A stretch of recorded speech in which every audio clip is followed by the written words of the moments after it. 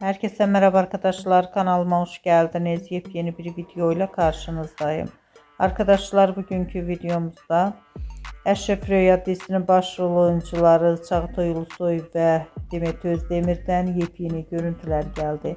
Ben de bu görüntüleri sizler için YouTube kanalımda video halinde sunuyorum. Umarım beğenirsiniz. Arkadaşlar, videomu beğendiyseniz kanalımı izlemeyi ve bildirim butonuna basmayı unutmayın. Şimdilik benden bu kadar olsun. Yeni videomuzda görüşmek üzere. Hoşça kalın.